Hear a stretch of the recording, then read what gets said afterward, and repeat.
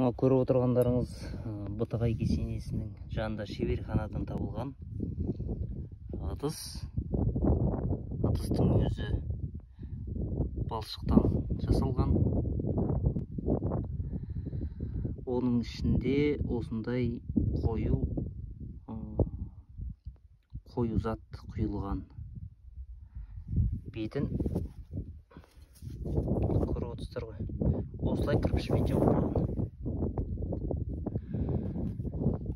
Бұның жанында арнайы құйылатын аузы бар.